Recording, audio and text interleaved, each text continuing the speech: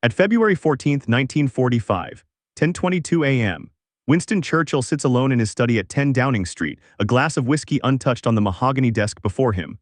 Outside, London is awakening to another cold morning of rationing and reconstruction. Inside, the Prime Minister of Great Britain holds a single-page intelligence report that will haunt him for the rest of his life. The paper trembles slightly in his thick fingers. Dresden is burning. Not the controlled, strategic burn that military planners promised. Not the precision strike against rail yards and communication centers that would cripple Nazi logistics in the final push toward Berlin. Something else entirely. Something that will force Churchill to question whether the Allies have become the very thing they set out to destroy. The telephone on his desk rings twice before falling silent. Someone has decided he shouldn't be disturbed. They're wrong. What Churchill is reading cannot be undisturbed. It demands to be confronted, understood, and ultimately defended or condemned. In the report, an estimated 35,000 civilians dead, maybe more. The old Baroque city, a cultural jewel untouched by major raids until now, reduced to ash and rubble in less than 15 hours. Refugees who fled the Eastern Front thinking Dresden a safe haven, incinerated in firestorms so intense they created their own weather systems. Temperatures reaching 1,500 degrees Celsius. People suffocating in bomb shelters not from explosions, but from oxygen deprivation as the fires above consumed every molecule of breathable air. This wasn't supposed to happen. Churchill had authorized Operation Thunderclap weeks earlier, a controversial strategic bombing campaign designed to break German morale and support the advancing Soviet forces. The targets were supposed to be military. The casualties were supposed to be calculated. The world was supposed to see the Allies as liberators, not annihilators. But somewhere between Downing Street and the bomber command headquarters at High Wycombe, something went catastrophically wrong. And now, as Churchill stares at the intelligence summary, he knows that history will remember this day not as a tactical victory in the final months of World War II, but as something far darker. A moral line crossed. A precedent set. A question asked that can never be fully answered. When does strategic necessity become indistinguishable from terror? The Prime Minister reaches for his whiskey. His hand no longer trembles. By the end of this day, he will draft a memo that his own advisors will beg him to destroy. The official history of the Dresden bombing, as it would be written in the immediate post-war years, tells a straightforward story of military necessity. Germany was collapsing but still fighting. The Red Army was pushing from the east, the Western Allies from the west. Dresden, a major rail hub and industrial center, stood as a critical node in the Nazi supply chain. Destroying it would accelerate Germany's defeat, save Allied lives, and potentially shorten the war by weeks or even months. Air Chief Marshal Sir Arthur Harris, commander of RAF Bomber Command, had been advocating for area bombing, the systematic destruction of German cities, since 1942. His logic was brutal but consistent. Germany started the war with the Blitz on London, Rotterdam, and Coventry. They sowed the wind. Now they would reap the whirlwind. Harris believed that breaking civilian morale was not a war crime but a war-winning strategy. He had Churchill's ear, and more importantly, he had Churchill's authorization. On February 13, 1945, at approximately 9:51 p.m., the first wave of RAF Lancaster bombers appeared over Dresden. Their payload, nearly 900 tons of high-explosive and incendiary bombs. The plan was methodical. First, high-explosive bombs to tear open buildings and expose combustible materials. Then, incendiaries to ignite everything. 3 hours later, at 1:23 a.m. on February 14th, a second wave arrived to catch firefighters and rescue workers in the open. The following day, American B-17 Flying Fortresses joined the assault, dropping another 400 tons of bombs on a city already transformed into an inferno. From 30,000 feet, it looked like a textbook operation. Targets marked, bombs released, mission accomplished. But on the ground, reality diverged from the plan in the most horrific ways imaginable. Dresden in early 1945 was not the industrial fortress of military planning documents. It was a city swollen with refugees, women, children, elderly fleeing the advancing Red Army. Estimates vary, but somewhere between 100,000 and 200,000 people may have been crowded into a city designed for far fewer. Many were sleeping in parks, train stations, and makeshift shelters. They believed Dresden safe because it had been largely spared throughout the war.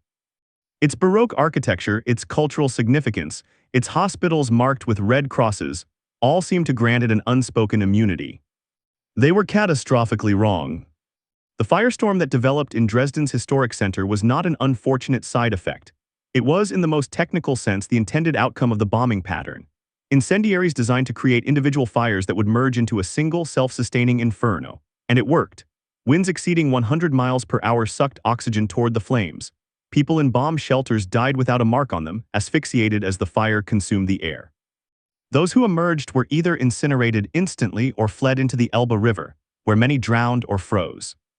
The Frauenkirche, Dresden's iconic Lutheran church, stood defiantly through the initial raids before its sandstone finally succumbed and collapsed inward. The Zwinger Palace, the Semper Opera House, centuries of cultural achievement reduced to rubble. And in London, as intelligence reports began filtering back through secure channels, a handful of people in the British government started asking the question that would not go away: what have we done? Churchill wasn't the first to learn the full scope of the devastation. That information reached Air Ministry officials, intelligence analysts, and military liaisons hours before it landed on the Prime Minister's desk. But he was the most important person to learn it, because only Churchill had the authority to either defend the operation as necessary or condemn it as excessive. And that's where the public narrative and the hidden reality diverge most sharply. Because what the world didn't know, and what wouldn't emerge for decades, was that Churchill himself had deep reservations about area bombing long before Dresden. He had authorized it, yes, but reluctantly and with growing unease about the moral implications. Dresden forced him to confront the consequences of his own decisions in the starkest possible terms. Winston Leonard Spencer Churchill was not a man prone to sentimentality, but neither was he immune to moral reflection. At 70 years old in February 1945, he was exhausted. 6 years of total war had aged him visibly. The bulldog defiance that sustained Britain through the Blitz was still there, but tempered now by the weight of countless decisions that sent men to their deaths. Churchill's relationship with strategic bombing was complicated. He understood its necessity in modern warfare. He had authorized the development of Bomber Command into a massive, lethal force. But he was also a student of history, a writer, a man who valued civilization and culture. The destruction of cities, even enemy cities, troubled him in ways he rarely admitted publicly. Air Chief Marshal Arthur "Bomber" Harris was a different creature entirely. Blunt, uncompromising, utterly convinced of his methods. Harris believed that Germany could be bombed into submission without a costly land invasion. He had been proven wrong about that, but he never wavered in his conviction that area bombing was morally justified. To Harris, every German civilian working in a war industry or even simply supporting the Nazi regime through inaction was a legitimate target. He saw no meaningful distinction between a soldier at the front and a factory worker in Dresden. Churchill and Harris respected each other, but they were not friends. Harris was a zealot. Churchill was a pragmatist haunted by the ghosts of his own choices. Then there was Sir Charles Portal, Chief of the Air Staff, the bureaucratic intermediary between Churchill's political authority and Harris's operational independence. Portal supported strategic bombing, but recognized its limitations and moral hazards. He was the man tasked with translating Churchill's often vague directives into concrete military orders. And he was the man who would later claim that Dresden was a legitimate military target, even as doubts crept into his own private correspondence. The fourth character in this drama, though absent from the room, was Joseph Stalin. The Soviet leader had specifically requested Western air support to disrupt German logistics as the Red Army advanced. Dresden was, in part, a response to Stalin's demands. Churchill was acutely aware that Britain's relationship with the Soviet Union was already deteriorating. The war against Germany was nearly won, but the post-war struggle for Europe's future had already begun. Churchill knew that questioning the Dresden raid too loudly might be interpreted as weakness by Stalin, or worse, as a betrayal of the Anglo-Soviet alliance. So when Churchill received the intelligence report on the morning of February 14th, he was caught in a web of his own making. He had authorized the operation. He had empowered Harris. He had agreed to support Soviet military objectives. But now, confronted with the reality of what those decisions produced, he felt something he rarely allowed himself to feel: doubt. Not doubt about Germany's guilt, not doubt about the necessity of total victory, but doubt about whether the Allies were still fighting the war they claimed to be fighting, a war for civilization, democracy, and human dignity. Churchill's ego was legendary, but so was his capacity for introspection. He was a man who could deliver stirring speeches about British resolve while privately agonizing over the human cost. Dresden forced him into that private agony at a moment when the world needed him to project only strength and certainty. By mid-morning, he had made a decision. He would draft a memo questioning the continuation of area bombing. It would be carefully worded but unmistakable in its implications, and it would nearly destroy his relationship with Bomber Command. The hours following Churchill's initial review of the Dresden intelligence were marked by a flurry of meetings, telephone calls, and increasingly tense exchanges between Downing Street and the Air Ministry. At 11:47 a.m., Churchill summoned Portal to his study. The conversation was brief and, according to later accounts, unusually cold. Churchill asked Portal directly, "Are we beasts? Are we taking this too far?" Portal, ever the diplomat, responded that the operation was consistent with established policy and had been approved at the highest levels, including by Churchill himself. He emphasized the military rationale, Dresden's rail yards, its communications infrastructure, its war industries. He did not dwell on the civilian casualties, except to note that such losses were inevitable in modern warfare. Churchill was unconvinced. He asked Portal to provide a detailed assessment of the strategic value achieved versus the human cost. Portal agreed, but both men knew the real question couldn't be answered with statistics. By early afternoon, word of Churchill's discomfort began circulating among senior military and political figures. Harris, upon hearing of Churchill's doubts, was reportedly furious. To him, this was a betrayal. The Prime Minister had authorized the bombing campaign, had publicly supported it, and now, in the face of success, was wavering. Harris drafted his own memo, a forceful defense of area bombing that stopped just short of insubordination. He argued that Dresden was a legitimate military target, that the raid was executed according to plan, and that any criticism of the operation undermined the morale of the bomber crews who risked their lives nightly over Germany. But Harris's memo never reached Churchill directly.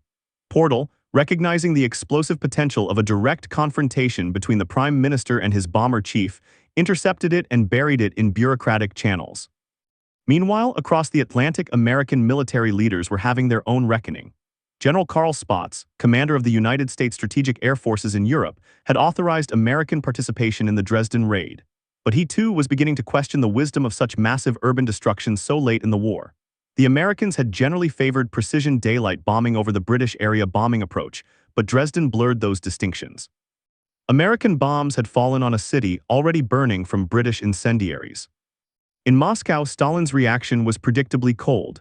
Soviet propaganda praised the raid as a demonstration of Allied support for the Red Army. But privately, Stalin saw an opportunity.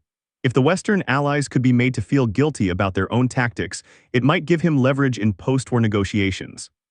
Back in London, Churchill was drafting what would become one of the most controversial documents of his career, a memorandum to the Chiefs of Staff questioning the continuation of area bombing. The draft, dated March 28, 6 weeks after Dresden, read in part, "It seems to me that the moment has come when the question of bombing of German cities simply for the sake of increasing the terror, though under other pretexts, should be reviewed. The destruction of Dresden remains a serious query against the conduct of Allied bombing." The language was diplomatic, but the implications were explosive. Churchill was essentially admitting that Allied bombing strategy had become morally indefensible. Portal read the draft and immediately recognized the danger. If this memo became public or even widely circulated within military channels, it would shatter morale, invite criticism from allies and enemies alike, and undermine years of strategic bombing doctrine. Portal requested a private meeting with Churchill. The conversation, which took place in Churchill's study late in the evening of March 28, was reportedly one of the most difficult of Portal's career. Portal argued that the memo, as written, was factually incorrect and strategically catastrophic. He pointed out that Dresden was not bombed simply for the sake of increasing terror, but as part of a coordinated military strategy. He reminded Churchill that the Prime Minister himself had approved the operation. Churchill, tired and increasingly isolated in his doubts, agreed to revise the memo. The final version, issued on March 28, was significantly watered down. It called for a re-examination of bombing strategy, but removed the explicit criticism of Dresden and the reference to terror bombing. But the damage, in a sense, was already done. Churchill's private doubts had been articulated, recorded, and could never be fully erased. The moment Churchill signed the revised memo on March 28, 1945, he knew he had lost something irretrievable. Not the war that was all but won, but something more personal, the moral clarity that had sustained him through 6 years of impossible decisions. Dresden wasn't his first moral compromise. It wouldn't be his last.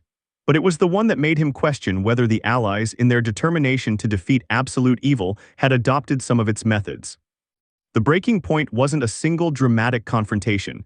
It was quieter than that. It was Churchill, alone in his study, staring at the revised memo that said everything and nothing. It was the realization that political necessity had once again trumped moral conviction. Harris would continue his bombing campaign until the war's end, though with slightly reduced intensity. The memo, even in its revised form, sent a signal that the British government was beginning to reconsider the strategic and moral value of area bombing. But for Churchill, the cost was personal. His relationship with Harris cooled significantly. Portal remained loyal, but the trust between them was never quite the same, and Churchill himself would spend the remaining years of his life grappling with the legacy of Dresden. In his multi-volume History of World War II, published between 1948 and 1953, Churchill devoted only a few paragraphs to Dresden.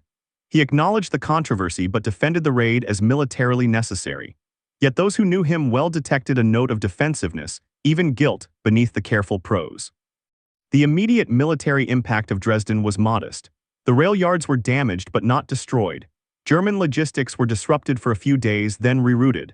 The city's industrial capacity, already limited, was reduced but not eliminated.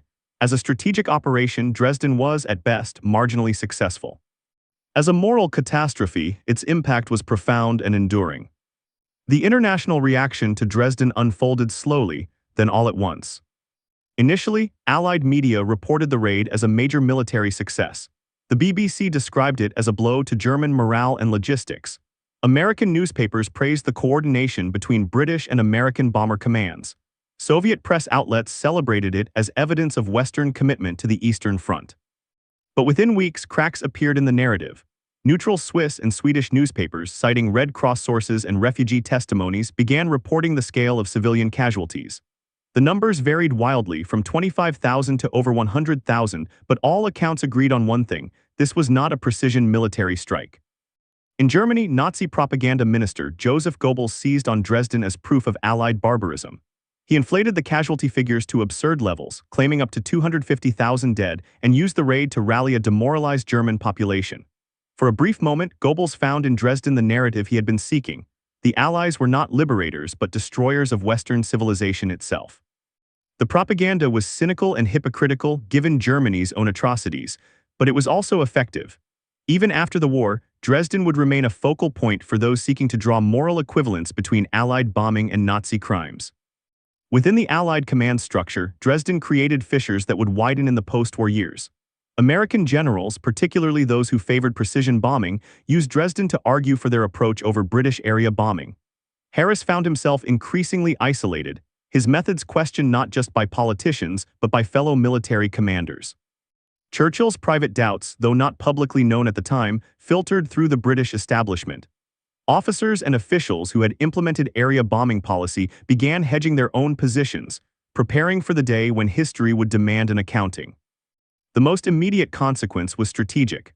Portal, interpreting Churchill's revised memo as a directive to reduce urban bombing, quietly scaled back the intensity of raids on German cities in the final weeks of the war. Harris chafed under these restrictions but had little choice but to comply. In May 1945, when Germany finally surrendered, the question of strategic bombing's effectiveness remained unresolved.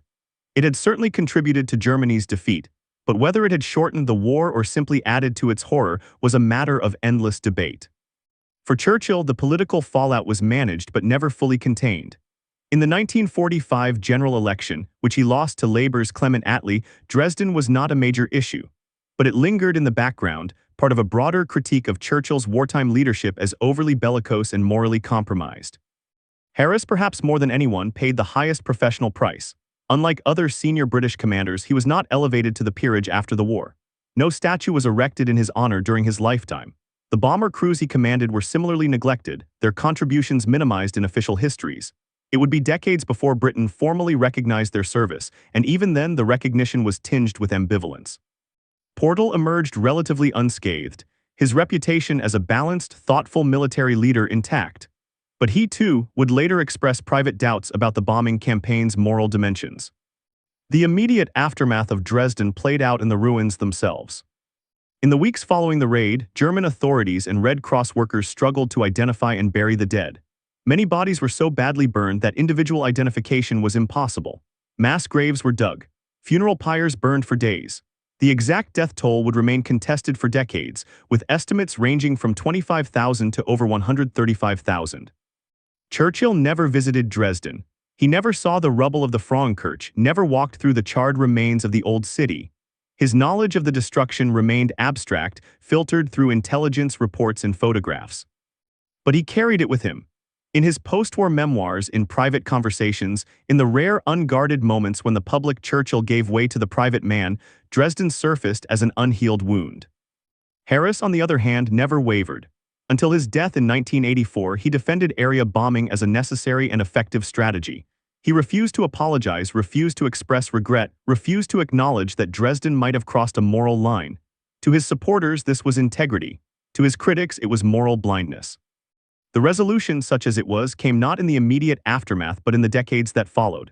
Dresden became a symbol invoked by pacifists, debated by historians, mourned by survivors. The Frauenkirche, left in ruins as a war memorial by East Germany, was finally rebuilt after German reunification, reopening in 2005, 60 years after its destruction. Churchill's memo, in its original unrevised form, remained classified for years before being released to historians. When it finally emerged, it confirmed what some had long suspected. Churchill had deep misgivings about Dresden, misgivings he was pressured to suppress. For the Allies, Dresden became a cautionary tale about the moral hazards of total war. It raised questions that resonate to this day. When does strategic bombing become indiscriminate? When does military necessity become a mask for revenge? When do the liberators become indistinguishable from the enemy they seek to defeat? These questions have no easy answers, and Churchill knew it. February 14, 1945, 10:22 a.m., a single piece of paper, a glass of whiskey, a man confronting the consequences of his own decisions. Churchill understood that history would judge him not just by his victories, but by his methods. Dresden forced him to reckon with the cost of victory, and the price was steeper than he imagined. War, someone once said, is the province of uncertainty. But Dresden revealed a different truth. That certainty itself can be the greatest danger. The certainty that bombing cities would break enemy morale. The certainty that civilian casualties were an acceptable cost. The certainty that the ends justified the means. Churchill was many things: a strategist, a writer, a politician, a warrior. But on that February morning, he was simply a man asking whether he had gone too far. The answer, perhaps, is that war itself is always too far. In his final years, Churchill rarely spoke of Dresden, but those close to him knew it haunted him. Not with guilt, exactly, Churchill was too pragmatic for that, but with a nagging sense that something irreplaceable had been lost in the fires over Germany. The lesson of Dresden is not that strategic bombing was wrong or that the Allies were morally equivalent to the Nazis. The lesson is simpler and more unsettling, that even the righteous can commit atrocities when they convince themselves that necessity demands it. Churchill learned that lesson on February 14, 1945. Whether the world has learned it remains an open question. In the end, Dresden is not just a story about bombs and buildings. It's a story about power, responsibility, and the terrible weight of command. It's about the moment when a leader realizes that winning is not enough, that how you win matters just as much. Churchill knew this. He wrote it in a memo he was forced to revise. He carried it with him to his grave. And in that knowledge there is both tragedy and wisdom. The fires of Dresden burned for 7 days. The questions they raised will burn forever.